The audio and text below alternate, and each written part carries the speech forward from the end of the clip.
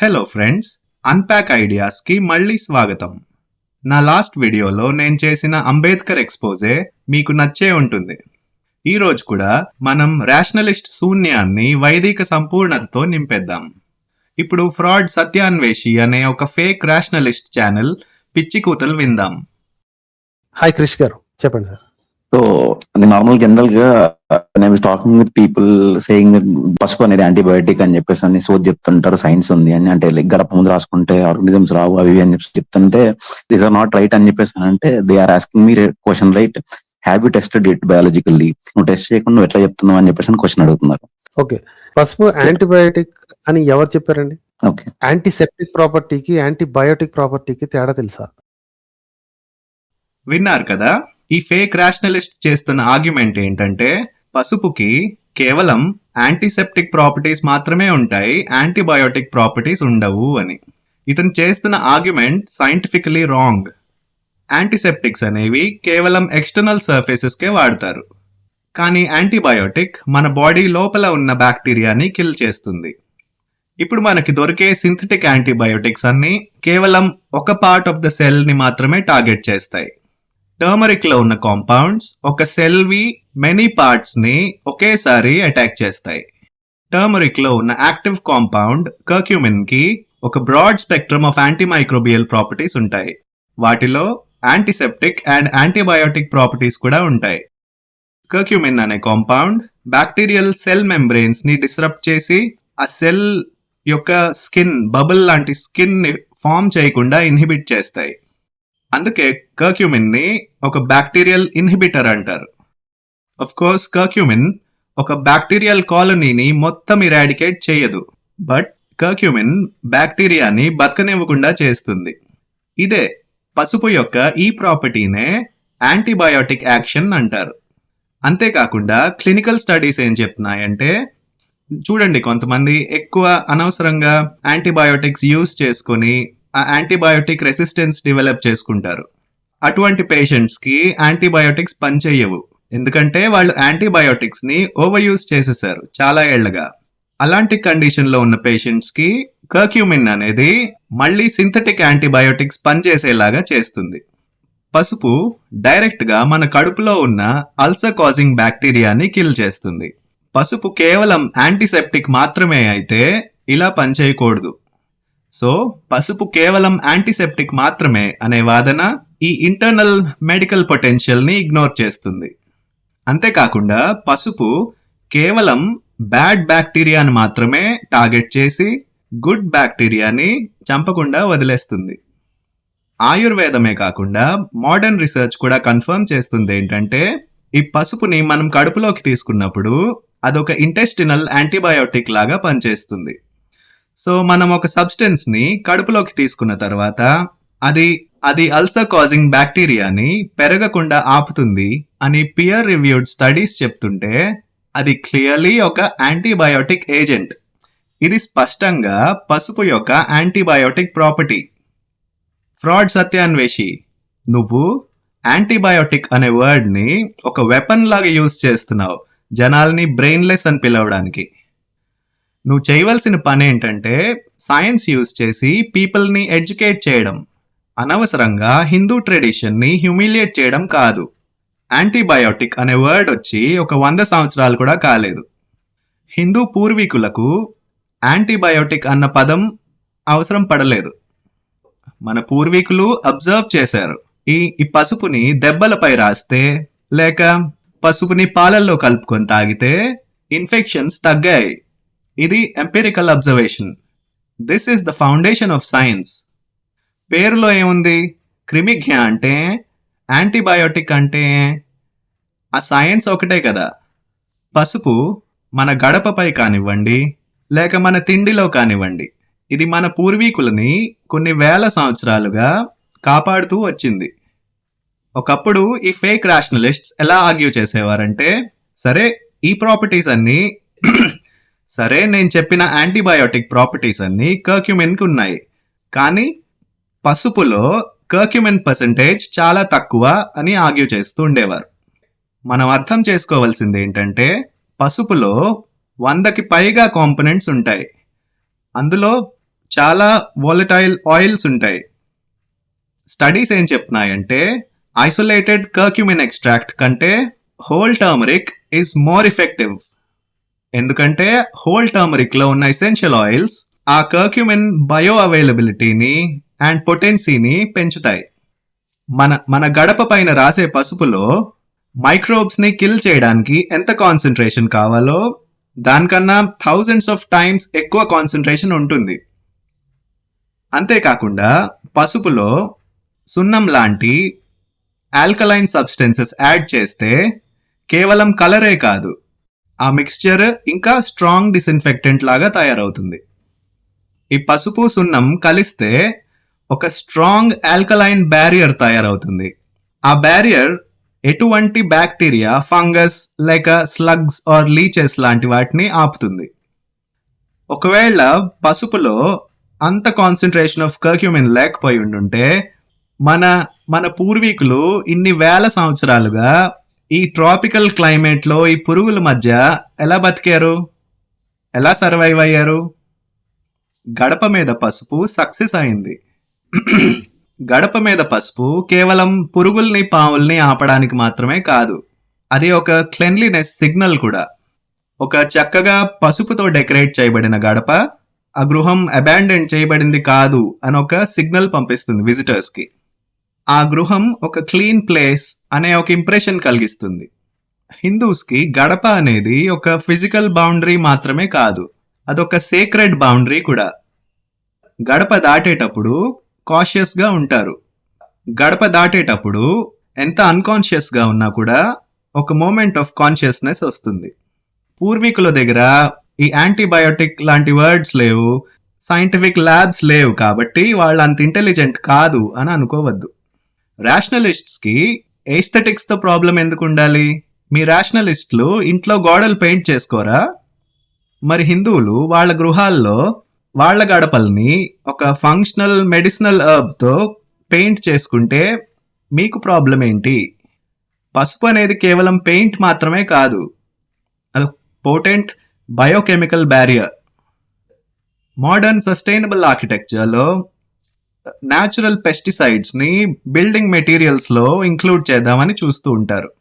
ఈ పని హిందువులు ఎప్పుడో చేసేశారు. ఈ వేల సంవత్సరాలుగా నడుస్తున్న ట్రెడిషనల్ విజ్డమ్ ని మోడర్న్ సైన్స్ రీడిస్కవర్ చేస్తోంది. అంతేకాదండోయ్, ఈ హిందూ గృహస్థులు వాళ్ళ గడపలకి పసుపు రాసుకోక, వాళ్ళ ధాన్యాన్ని దాచుకోక, వాళ్ళు మంచిగా హైజీన్ మెయింటైన్ చేయకపోయి ఉండుంటే ఫుడ్ సర్ప్లస్ గా ఉండేదే కాదు. మరి ఫుడ్ సర్ప్లస్ గా లేకపోతే ఈ బౌద్ధ భిక్షువులు ఏం చేసి ఉండేవారు? బౌద్ధ భిక్షువులకి పండించడం తెలీదు, వ్యాపారం తెలీదు, బార్డర్స్ ని డిఫెండ్ చేయడం తెలీదు. ఈ హిందూ గృహస్థులు ఎవరైతే గడపకి పసుపు రాసుకుంటారో వాళ్ళు పడేసే భిక్షం మీద బతికేవారు. గడప మీద పసుపు అనేది ఒక స్టేబుల్, సెటిల్డ్ అండ్ హైజీనిక్ సొసైటీకి సింబల్ అది. ఆన్ ది అదర్ హ్యాండ్ ఈ బౌద్ధ సంఘాలకి అలాంటివే ఉండేవి కాదు. ఈ బౌద్ధ సంఘాలు ఎక్స్ప్లిసిట్లీ నాన్ ప్రొడక్టివ్, అంటే అవి సోమరి సంఘాలు. బుద్ధిజం ఎలా కలకలలాడిందంటే హిందూ సొసైటీ సక్సెస్ఫుల్గా, వెల్దీగా ఈ బౌద్ధ భిక్షువులకి దానాలు ఇచ్చింది కాబట్టి.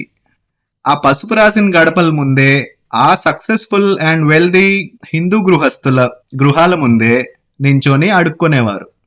ఎవరు రేషనలిస్ట్ ఇందులో? హిందూ గృహస్థుల, బౌద్ధ భిక్షువుల?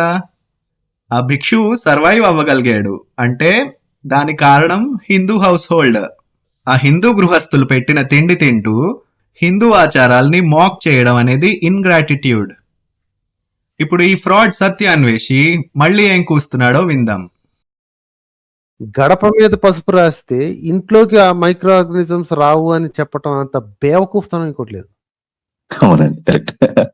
అంటే అది గడప దాటి వస్తాయా? అవి గడప మీద కాలెట్టుకుని వస్తాయా మైక్రో ఆర్గానిజమ్స్? ఏం బేవకూఫ్ వాగుడు వాగుతున్నా. గడప మీద రాస్తే లోపలికి రావడానికి ఏం రాగలరా? బ్రెయిన్ తక్కువ ఏదో దాని మీద కాలు పెట్టి వస్తాయంటే. విన్నారు కదా, ఈ ఫ్రాడ్ సత్యాన్వేషి బ్యాక్టీరియాకి కాళ్ళు ఉండవు కదా, అవి గడప దాటుకొని రావు కదా, అందుకు గడపకి పసుపు రాసే హిందువులు బేవకూఫ్ వెధవలు అని తిడుతున్నాడు. ఈ బేవకూఫ్ వెధవ ఫ్రాడ్ సత్యాన్వేషికి తెలియవలసిన విషయం ఏంటంటే బ్యాక్టీరియాకి కాళ్ళు ఉండవు, కానీ బ్యాక్టీరియా ట్రాన్స్పోర్ట్ వెహికల్స్ ని యూజ్ చేస్తాయి. వాటిని వెక్టర్స్ అంటారు. డస్ట్ పార్టికల్స్ కూడా వెక్టర్సే. చీమలు వెక్టర్స్, కాక్రోచెస్ వెక్టర్స్. ఒక చీమ ఇంటి ముందు కాలువలో తిరిగి మన ఇంటి లోపలికి వచ్చేస్తే దాంతో పాటు కొన్ని వేల బ్యాక్టీరియాలను తెస్తుంది. అదే కానీ గడపపై పసుపు ఉంటే ఫస్ట్ థింగ్ ఆ చీమ రాదు లోపలికి. ఒకవేళ రావడానికి ప్రయత్నించినా ఆ కాళ్లకున్న బ్యాక్టీరియాని ఆ పసుపు కిల్ చేసేస్తుంది. కేవలం చీమలే కాదు, మైక్రోబ్స్ ని లోపలికి తీసుకొచ్చేవి. ఈ స్పైడర్స్, బల్లులు, కప్పలు ఇవన్నీ కూడా మైక్రోబ్స్ ని ఇంట్లోపలికి తెస్తాయి. గడప పైన పసుపు ఉంటే ఈ క్రీచర్స్ ఏమి ఇంట్లోకి రావు. అటువంటి క్రీచర్స్ ఇంట్లోకి రానప్పుడు ఎలుకలు కూడా రావు. ఎలుకలు రాకపోతే పాములు కూడా రావు. అర్థమైందా ఫ్రాడ్ సత్యాన్వేషి? ఇంకొక ఇంటర్నేషనల్ హ్యూమనిస్ట్ ఉన్నాడండోయ్. ఆ ఇంటర్నేషనల్ హ్యూమనిస్ట్ బాబు గోగినేని చాలాసార్లు ఎవరైనా పసుపులో యాంటీ మైక్రోబియల్ ప్రాపర్టీస్ ఉంటాయి కదా అని అడిగితే పసుపు మూత పెట్టకుండా వదిలేయండి పాడైపోదా అని అడుగుతాడు. ఆ బుర్ర తక్కువ బేవకూఫ్ వెధవ హ్యూమనిస్ట్ ఏం తెలుసుకోవాలంటే ఒక పర్టిక్యులర్ స్పెషలైజ్డ్ బీటిల్ ఆ పసుపులో ఉన్న టాక్సిక్ ఆల్కలాయిడ్స్ ని బ్రేక్ డౌన్ చేసి డైజెస్ట్ చేసుకోగలిగేలా ఇవాల్వ్ అయింది. ఆ ఒక్క స్పెసిఫిక్ స్పీషీస్ ఆఫ్ బీటిల్స్ పసుపుని తినగలదు కాబట్టి ఆ పసుపు అనేది బ్యాక్టీరియాకి, ఫంగస్ కి, చీమలకి లీథల్ కాదు అని అనుకోకూడదు. అసలు పసుపు ఎక్కడైనా కుళ్ళిపోతుందా? ఇంటర్నేషనల్ హ్యూమనిస్ట్ బాబు గోగినేని పసుపుని డ్రైగా వదిలేస్తే దానికి ఏం అవ్వదు. ఎందుకంటే ఆ పసుపు యొక్క anti microbial and anti fungal properties అంత స్ట్రాంగ్. బీటిల్స్ పసుపుని కుళ్ళగొట్టట్లేదు, బీటిల్స్ పసుపుని తింటాయి. ఎప్పుడైతే పసుపుని ఓపెన్ గా వదిలేస్తారో ఒక ఫీమేల్ బీటిల్ కొన్ని హండ్రెడ్స్ ఆఫ్ మీటర్స్ దూరం నుంచి ఆ స్మెల్ ని ఫాలో అవుతూ వచ్చి ఆ పసుపులో గుడ్లు పెడుతుంది. అందులోంచి చిన్న చిన్న లార్వే బయటకు వస్తాయి. ఆ లార్వే తింటాయి పసుపుని తినేసి ఆ లార్వ కొకూన్స్ చేసుకొని కొకూన్స్ లో కూర్చుంటాయి. రెక్కలు వచ్చాక ఎగిరి వెళ్ళిపోతాయి. అది పసుపు కుళ్ళిపోవడం కాదు. డ్రై పసుపు ఎప్పుడూ కుళ్ళిపోదు. ఆ పసుపుని కంటామినేట్ చేస్తే, అంటే వాటర్ అయినా ఆయిల్ అయినా ఏమైనా యాడ్ చేస్తే ఆ వాటర్ ఆయిల్ కుళ్ళిపోతుంది, పసుపు కుళ్ళిపోదు. ఇంటర్నేషనల్ హ్యూమనిస్ట్ బాబు గోగినేని, మీ ఇంట్లో పసుపు పాడైందంటే అది పసుపు తప్పు కాదు, మీ తప్పు. మీరు సరిగ్గా స్టోర్ చేయలేదు. అదిగో బీటిల్స్ పసుపుని తినేస్తున్నాయి కదా అని చూపించి పసుపుకి యాంటీ మైక్రోబియల్ ప్రాపర్టీస్ లేవు అని చెప్పడానికి ట్రై చేయకు. నువ్వు చెప్తుంది ఎలా ఉందంటే ముంగీసకి పాము విషం ఎఫెక్ట్ చేయదు కాబట్టి పాముకి విషమే ఉండదు అన్నట్టుగా ఉంది. ఈ గడప పైన పసుపు రాసుకోవడం అనే ఆచారం బీటిల్స్ నాపడానికి కాదు, పాథోజెనిక్ బ్యాక్టీరియా, చీమలు, బల్లులు, కప్పలు వీటిని ఆపడానికి. ఇప్పుడు మనం గడపకి పసుపు రాసుకోని వాళ్ళ గురించి చూద్దాం. ఆర్కియాలజికల్ అండ్ హిస్టారికల్ రికార్డ్స్ ఏం సజెస్ట్ చేస్తూ ఉంటాయంటే ఈ బౌద్ధ ఆరామాల్లో బౌద్ధులు ప్రకృతితో ఫైట్ చేస్తూ ఉండేవారు. నాలందా సైట్ లో కానీ ఇతర బుద్ధిస్ట్ సైట్స్ లో కానీ ఎక్స్కవేషన్స్ లో దొరికింది ఏంటంటే ఆ బౌద్ధ ఆరామాల్లో ట్యూబర్క్యులోసిస్ అండ్ ఎనీమియా చాలా ఎక్కువగా ఉండేది. అవి చీకటిగా ఉండేవి, గాలి వెలుతురు ఉండేది కాదు, అండ్ వాళ్ళు గడపలకి పసుపు రాసుకోలేదు. ఆ బౌద్ధ ఆరామాల్లో బౌద్ధులు పాము కాట్లకి, తేలు కాట్లకి గురవుతూ ఉండేవారు. ఆ బౌద్ధ సుంటల్కి వాళ్ళ ఆరామాల్లో అగ్నిహోత్రాలు, గడపలకి పసుపు రాసుకోవడాలు ఇలాంటి అలవాట్లు లేకపోవడం కారణంగా ఆ ఆరామాలు మలేరియా లాంటి డిసీజెస్ తో డెత్ ట్రాప్స్ లాగా తయారైపోయేవి మాన్సూన్ వస్తే. ఇప్పుడు నువ్వు చెప్పు ఫ్రాడ్ సత్యాన్వేషి, గడపకి పసుపు రాసుకునేవారు బేవకూఫ్ వెధవలా? సైన్స్ చెప్తోందయ్యా గడప మీద పసుపు అనేది ఒక బయోయాక్టివ్ యాంటీసెప్టిక్ షీల్డ్ అని. అదే సైన్స్ చెప్తోంది turmeric is an anti bacterial agent with proven antibiotic properties. అంటే పసుపుకి యాంటీబయోటిక్ ప్రాపర్టీస్ ఉన్నాయి. నువ్వెవడ్రా కాదని చెప్పడానికి? ఆరామాల్లో కుర్ర భిక్షువులు శౌచం అనే వైదిక సైన్స్ తెలియక చచ్చిపోతూ ఉండేవారు. మన పూర్వీకులు గడప మీద పసుపు అదొక ఆచారం కదా అని పాటించలేదు. వాళ్ళు బ్రతుకుదామన్న కోరికతో ఆ ఆచారం పాటించారు. ఇక్కడ రేషనలిస్ట్ ఎవరు? సర్వైవ్ అయిన వాళ్ళు రేషనలిస్టా, లేక ఏమి ఆచారాలు లేక గుహల్లో చచ్చిన వాళ్ళు రేషనలిస్ట్సా? ఈ దేశంలో ఫ్రాడ్ సత్యాన్వేషి మళ్ళీ విను. ఈ దేశంలో గడపకి పసుపు రాసుకుంటారు. నీకేమైనా ప్రాబ్లం అనిపిస్తే get out from here. Jai Bharati.